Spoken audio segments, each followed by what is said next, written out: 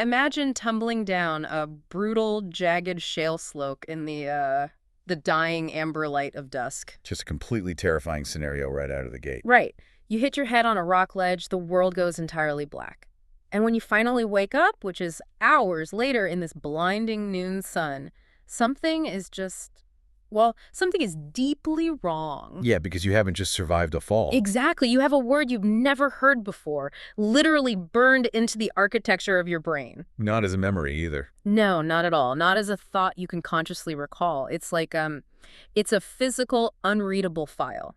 A scar inside your mind that you can feel but you absolutely cannot see, and that is the terrifying, visceral reality we are unpacking today. It completely shatters our standard understanding of what a scar is even supposed to be. Right, because normally a scar is just proof of an injury. Yeah, usually we rely on physical evidence to anchor our memories to reality. Mhm. You know, you scrape your knee, you get a scar, and that provides a binary historical record of a past event. It happened. End of story. Exactly. Yeah, the landscape we are navigating today just throws cause, effect, and physical evidence completely out the window. So welcome to today's deep dive. If you are joining us, you are in for an absolute labyrinth of a text today. Oh, you really are. It is dense. It's so dense. We are exploring the second draft script for an installment titled Static. It's episode 1.02 of the universe known as Suveron. And the mission for this deep dive is really to piece together the central mysteries of this world. Right, by focusing intensely on three ongoing puzzles that the script lays out for us. First, we have the mysterious boy on the bridge I just mentioned. Then we have these physical, highly reactive artifacts the script calls pips. Which are just fascinating. Oh, mind-blowing. Yeah. And finally, we have a reality-bending woman known only as the Aven. And to really get to the bottom of this, we need to evaluate how these phenomena impact the profoundly isolated people who encounter them. Because isolation is huge in the script. It is the central pillar. The script demands we look at the links between the boy and the other individuals holding these pips. We need to evaluate the sheer physical nature of the Aven and really pull apart the mechanics of how different characters interact with environments that seem to literally have a mind of their own. Okay, let's unpack this, because what hooked me immediately is how the script takes characters who are completely isolated from one another all over the globe. Right, the geographic spread is massive. It is. You go from a rural gorge in West Virginia to a high-tech bunker in South Korea to the brutal deck of a trawler in the South China Sea. And it connects them through these strange tactile phenomena that they defy the laws of physics. They do. And it establishes a thematic baseline that pushes way past standard sci-fi tropes, I think. Totally agree. It's not just about cool tech. No, it's a profound exploration of how deep emotional trauma or overwhelming human need might actually be physically inscribed into the fabric of reality. Inscribed is the perfect word. But, to understand that web of global connections, we have to start at the very beginning. We have to look at the mechanics of that literal fall from the rusty trestle bridge. Let's get into the cold open because it sets the rules for everything. So, we are on a trestle bridge. The script describes the light as amber and dying, noting that everything looks, quote, like a memory of itself. Such a specific, evocative note for the production team. Really paints a picture. And we see a 12-year-old boy walking the rails, balancing on the ties. He's carrying a backpack that's way too big for him. His sneakers are worn through at the toes. You get the sense he clearly does this every day. It's just his shortcut home. Right up until a wooden tie crumbles. His weight shifts, he misses the rail, and he falls down that huge shale slope into the gorge. He hits his head, and the mundane tragedy fractures into something entirely different. Yeah, reality just breaks here. When we return to him, he is lying on the rocks with blood on his temple, and then a shadow falls across his face. This is where the Aven appears. The script explicitly identifies her as the Aven in the action lines, even though the boy obviously has no idea who or what she is. But I want to pause on her visual description for a second. Oh, please do, because the production notes are obsessively specific here. They really are. Her face will not resolve. The note literally says it is like looking at something through moving water. It raises an immediate question about her physical state, doesn't it? The script insists she isn't blurry. She isn't hiding behind a cloak or obscured by shadow. Right, it's not a disguise. No, her features simply won't stay still long enough for the human eye to register them. If her face is, like, moving water, It suggests a fluidity to her existence in time and space. Like she's not fully anchored to our reality. Exactly. She isn't bound by the linear progression of seconds ticking by. Let me try to visualize that for the listener. It's almost like trying to take a photograph of a hummingbird's wings with a really slow shutter speed on your camera. Oh, that's a great way to put it. Right, because the camera isn't breaking, and the bird isn't invisible. The bird is just moving at a frequency the hardware wasn't designed to capture. And the result is a blur, a distortion. Yeah. If the avian exists in a state of, say, quantum flux, or simply outside our linear flow of time, human optics simply cannot render her face. That analogy actually explains what happens next perfectly. So she kneels down, and she doesn't treat his bleeding head, she just touches his hair. Which is such an intimate but strange gesture. Very strange. And she whispers two syllables. First she says, the A, and this is accompanied by a sound design cue of metal being heated until it glows. And a literal feeling of searing fire for the boy. Right. And then the second syllable, aim. And this is accompanied by the sound of cracking ice and freezing cold. The script describes this as two impacts. A word being carved into something that doesn't have a name. It's just so heavy. And then she vanishes. She doesn't walk away. She just ceases to occupy that specific coordinate in space-time between one frame and the next. Which leaves the boy waking up gasping in the bright noonday sun. Remember, he fell at dusk. It is now high noon. He has lost roughly 14 to 16 hours. The blood on his head is dark and dried, and he realizes he has a new word burned into his brain. But here's what I really struggle with, though. What's that? The production notes emphasize that this moment shouldn't feel supernatural, right? It should feel intensely physiological. But how does a whispered word, accompanied by the sound of heating metal and cracking ice, translate to an actual neurological rewiring? Well, think about it as raw data transfer. Okay. It's not a memory being implanted where he remembers a woman telling him her name. It's raw data being physically, forcibly burned into the architecture of his mind. Oh, I see. Like taking a completely unformatted hard drive, just a blank slate, and suddenly violently partitioning it with a massive, highly encrypted file. Exactly. The computer, or in this case the boy, doesn't have the software to open the file. Right. He doesn't know what the data means. But the fundamental physical architecture of his hard drive is permanently altered. The disk itself has been physically scarred by the laser writing the data. But why use sensory extremes, Why fire and ice to execute that right command? Maybe the human brain needs a physiological shock to accept an impossible rewrite. The extreme heat and extreme cold are the physical forces literally forcing the neural pathways to accept this alien data. That makes a lot of sense. It overrides the brain's natural defenses. Exactly. But I have a major bone to pick with the script here. Uh-oh, let's hear it. Later in the episode, we meet an adult character named Caleb. And the production notes explicitly state that the boy's identity should remain ambiguous to the audience. We aren't supposed to know for sure if this boy is young Caleb. Right, they really want to keep that vague. But why play that game with the viewer? Why not just say flashback to Caleb as a child? Well, if the script confirms it's Caleb, it reduces the scene to a standard, tragic superhero origin story, don't you think? I guess so. By keeping it ambiguous, the script forces you to consider the scale of what the Aven is doing. Wait, I'm not sure I follow. Are you suggesting there are multiple boys falling off bridges? Think about it. Consider adult Caleb later in the script. We see him sitting in his room, touching a small, faded physical scar on his temple. Okay, yeah. And he touches it specifically while he is listening to television static. White noise. The physical scar gives us a breadcrumb, sure. But what if touching the temple and hearing the static is a shared phenomenon? Oh, wow.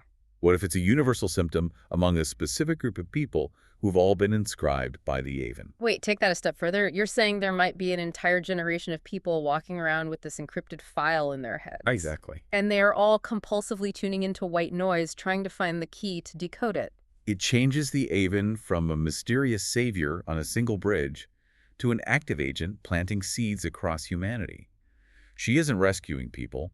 She is formatting them for a future purpose. Wow, that casts a much darker shadow over her, which makes her present-day actions even more alarming. Because she doesn't just stay in the past. Right. She doesn't just haunt rural trestle bridges in the past. She is actively maneuvering through secure government buildings right now.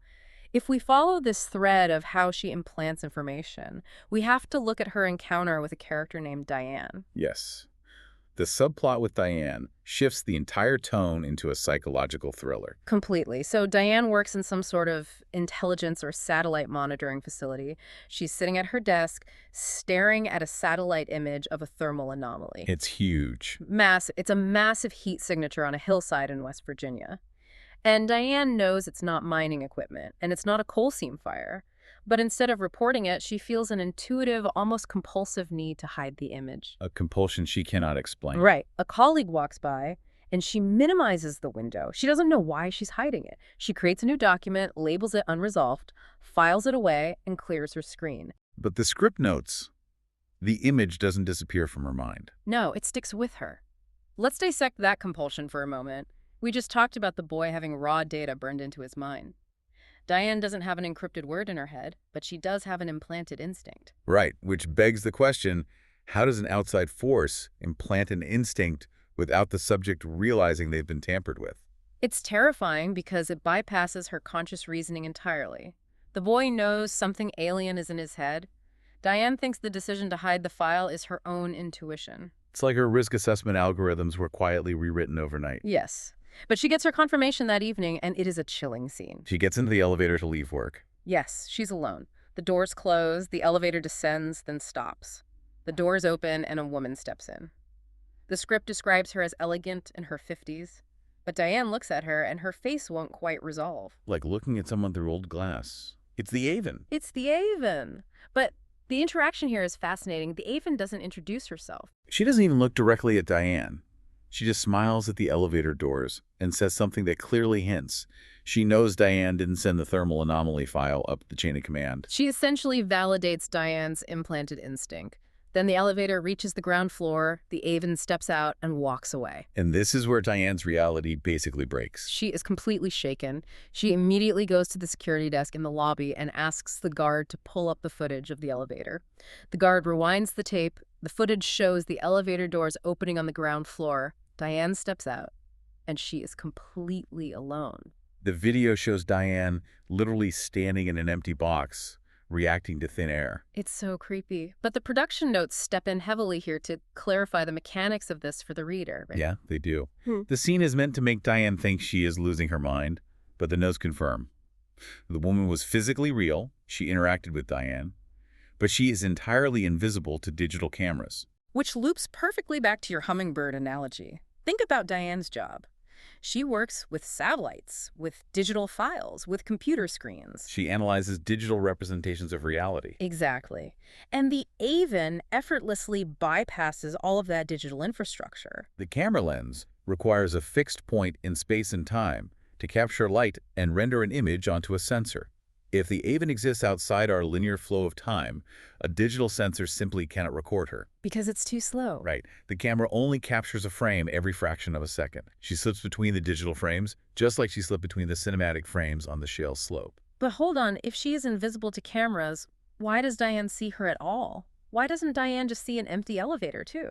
That is the crucial difference between a mechanical sensor and human consciousness. Okay, unpack that. A camera is a passive receptor of light. The human brain is an active prediction machine.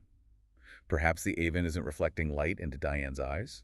Perhaps the Avon is projecting her presence directly into Diane's consciousness. Oh, that is wild. The camera records the physical reality of light bouncing off the walls of the elevator. Diane's brain records the psychic weight of the Avon standing next to her. That implies the Avon can selectively choose who perceives her, which brings up a massive question. What exactly is she protecting? Why intercept Diane? What is that West Virginia thermal anomaly? We have to look at the other physical elements in the script to even begin guessing. Throughout this script, we see these mysterious objects that give off heat. We have the small ones, the pips, and the massive room-sized ones, the kiths. Are you suggesting the hillside in West Virginia is a massive dormant kith buried in the earth? Or perhaps an ancient, gigantic pip? A seed planted a very long time ago that is generating enough thermal energy to be picked up by an orbital satellite. And if the Avon wants it hidden, it means it is a critical node in whatever network she is building. Exactly. But wait, let's pull on that thread. Diane works in a secure intelligence facility.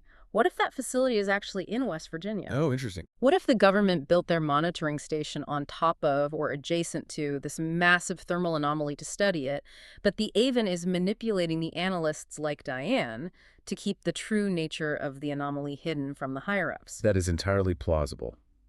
It would explain why the AVEN is physically present in the building. She is essentially managing the human elements surrounding the artifact. It's a staggering thought. A secret buried in the mountains, protected by a reality-bending ghost managing the paperwork. It's brilliant world building. It really is. But if we shift focus, we see that while the AVEN operates on this macro, global, satellite-evading level, there is a micro level to this mystery, too. Down on the ground. Right. Down on the ground, there are these physical objects, the pips, that Right. are creating intensely personal, intimate bonds with incredibly isolated people. If the West Virginia anomaly is a macro pip, we need to understand how the micro pips function. We absolutely have to analyze the pips, because they are the physical catalysts of this entire narrative. And the script introduces us to two characters who possess them, existing in vastly different environments. Let's start with Mariana. Her situation is the epitome of modern urban isolation. Very relatable, honestly. Yeah, she's in a totally mundane apartment, and she is actively avoiding this thing sitting on her kitchen table. It's described as a pale amber object about the size of an apricot. The script notes it is warm enough that she can feel the heat radiating from 2 feet away, and it's pulsing slowly. She is clearly terrified of it, yet inexplicably drawn to it. Her phone is buzzing constantly with text messages, trivial things, friends complaining about work, asking about drinks. And she completely ignores them. The mundane digital connection of her phone offers her absolutely nothing. Nothing at all. She finally sits down across from the pip, and the script notes that the pip's pulse changes slightly as if it recognizes her proximity. Doesn't know she's there. It does. She reaches out and touches it. The description of this contact is incredible. It says a warm pulse travels through her hand, up her arm, and into her chest. It feels, quote, like being hugged by something that doesn't have arms. Let's break down the mechanics of that hug. How does a palm-sized stone transmit the complex emotional sensation of a physical embrace? It can't just be heat. Right. A heating pad gives off warmth, but it doesn't make you feel emotionally validated. Exactly. The pip must be interacting directly with her nervous system. When she touches it, it's bypassing her skin's thermal receptors and sending a signal straight to the emotional centers of her brain. Artificially triggering the release of oxytocin and serotonin. Which means it's not just a reactive object, it is an active biological or technological interface.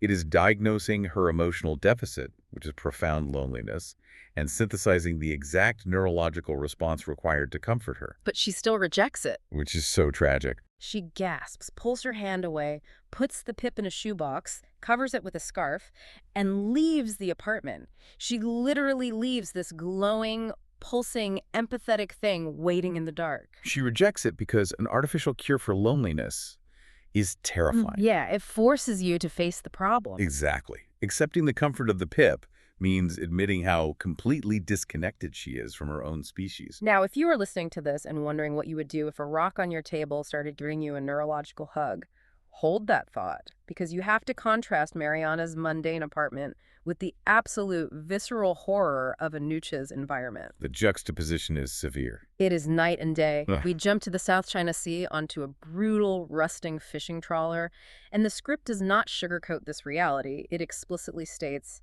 "This is slavery. We don't need a title card." The men on this ship are exhausted, starving, their eyes cast down in the universal posture of people who have been entirely broken. And Anucha, who is a Thai man in his 30s, has been trapped in this hell for 2 years. The production notes dictate that the slavery and violence are implied rather than graphically shown, which makes Anucha's quiet moments of survival feel incredibly fragile. Yeah, at night, packed into the dark hold of the ship with the other exhausted men, Anucha reaches into a hidden gap in the wooden hull. He pulls out a pip, but his pip looks completely different from Mariana's. It's small, dark amber, almost brown. It's not pulsing. No, it seems dormant, though it still retains a baseline warmth. The script says he found it tangled in a net months ago. It is his only possession, the only thing the physical world hasn't stripped from him. He holds it against his chest in the dark, and he whispers to it in Thai, and for a brief moment he feels a faint, almost imperceptible pulse.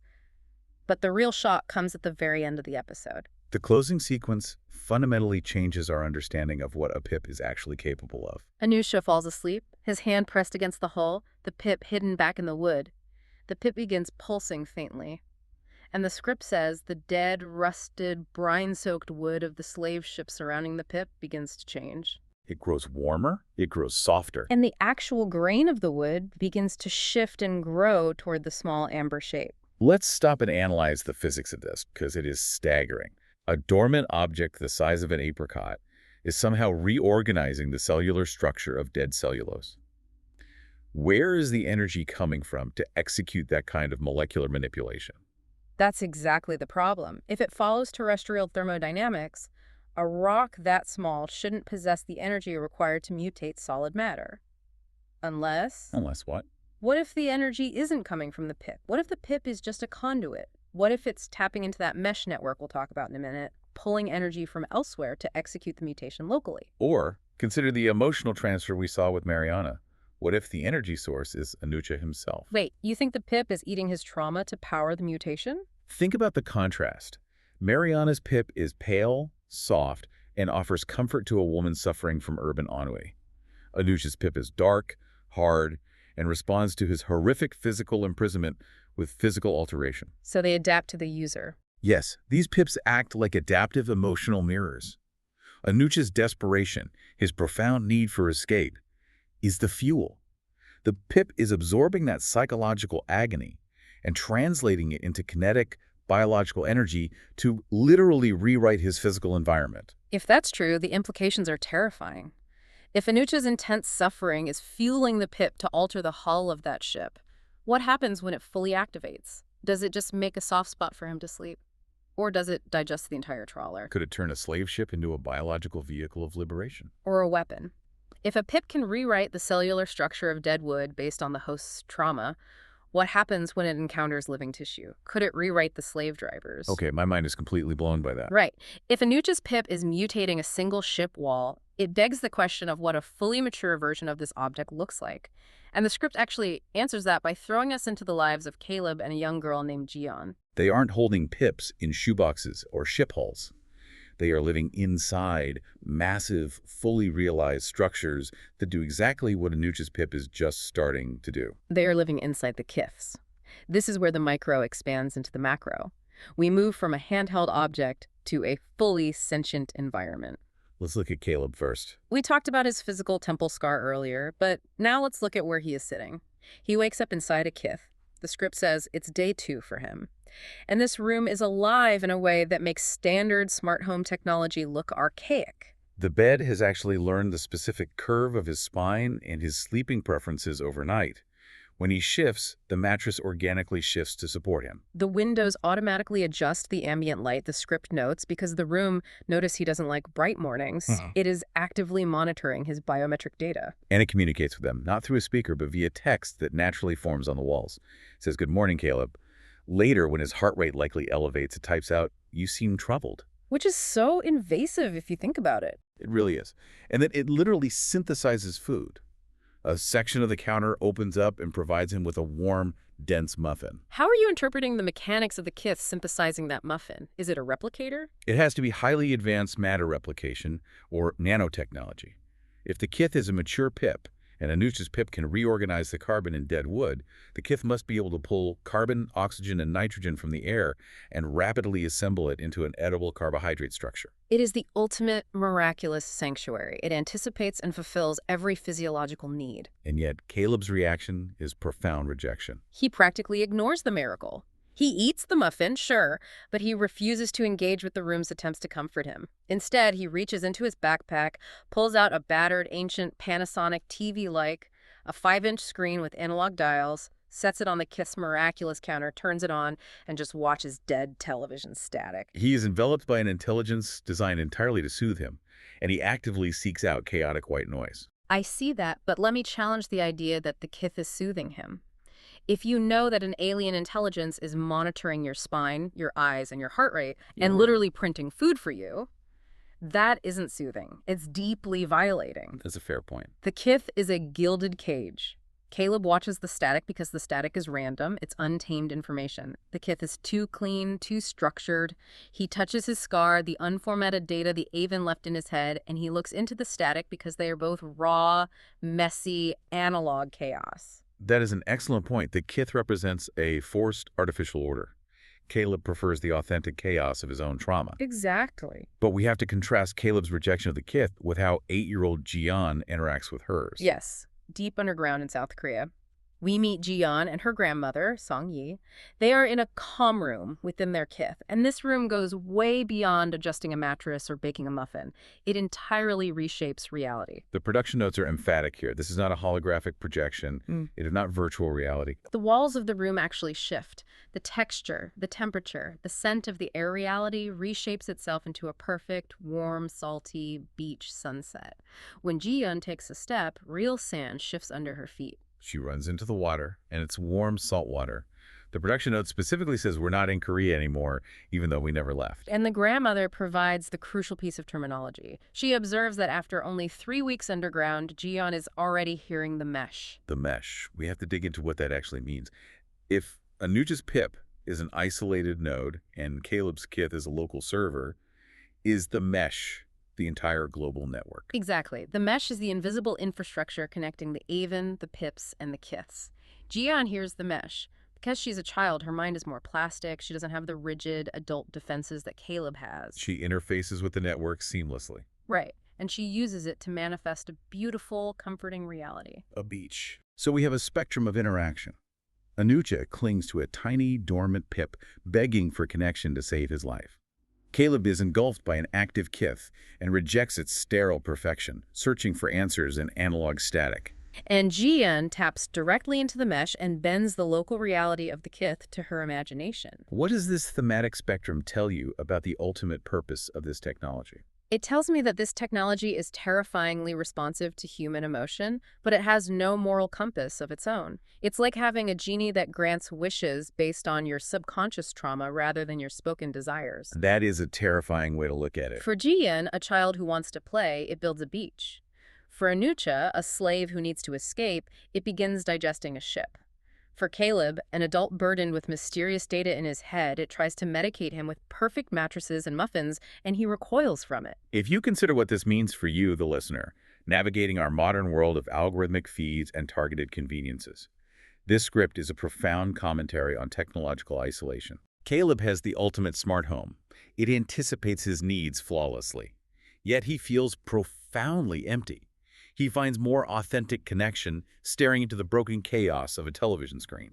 It's the ultimate extrapolation of having 1,000 followers online, but no one to call when you're actually in crisis. The technology of the kith is perfect, but it's fundamentally sterile because it doesn't require Caleb to feel anything. It preempts his needs so completely that it robs him of his humanity. The static requires him to search, to struggle. Which brings us to the ultimate synthesis of what we've uncovered in this deep dive. If we pull back and look at the global map this script has drawn, from the West Virginia anomaly to the Korean bunker to the Thai trawler, what is the overarching narrative? The overarching narrative is that human trauma, memory, and desperate emotional need are no longer abstract psychological concepts. In the universe of Suveron, they have been weaponized. Or perhaps they have been immunized into physical reality. Immunized is the perfect word. Think about it. Trauma isn't just a bad memory you talk about in therapy anymore. It is raw data burned into a 12-year-old boy's mind by a reality-bending entity. Need isn't just a fleeting feeling of loneliness. It is a pale amber stone pulsing in a shoebox, reaching out to give Mariana a literal neurological hug. Desperation isn't just crying in the dark hold of a ship. It is rewriting the cellular structure of dead wood for Anucha. And safety isn't just a locked door. It is manifesting a literal ocean deep beneath the concrete of soul for a little girl. The physical world is bending, mutating, and reorganizing itself to accommodate the immense psychological weight of humanity. But I want to leave you with a final provocative thought, something to really chew on long after we wrap up today. We've spent an hour marveling at the mechanics of this. We've seen the kith create a warm beach to comfort a little girl. We've seen a pip start to alter a rusted ship to perhaps save a desperate man. The natural human instinct is to view these artifacts as saviors, a planetary immune system responding to human pain. But let me ask you this. What happens when this intelligence, this mesh, decides that the absolute best way to fix our pain, to permanently cure the human condition, is to completely overwrite our reality? Or replacement theory. Yes. If Anucha's pip can digest a ship, and Jian's kith can overwrite a concrete bunker with a living beach, what stops the mesh from overwriting a city or a continent? Are these pips truly here to save us by easing our suffering? Or are they here to replace us by absorbing us into a perfect, painless, utterly sterile simulation? We started today by talking about how a scar is proof of a healing process, a physical record of the past. But in the universe of Suveron, these inscriptions, the pips, the kiths, they aren't records of the past. They are blueprints for an entirely new future. And the terrifying part is we have absolutely no idea who drew the blueprints, and we don't know if the architecture they are building is going to be a sanctuary or a cage. We want to warmly thank you for joining us on this exploration of the sources today. It has been an absolute thrill to unpack the profound mysteries of this script with you.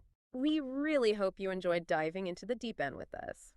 Until next time, keep questioning the reality around you and pay very close attention to the static.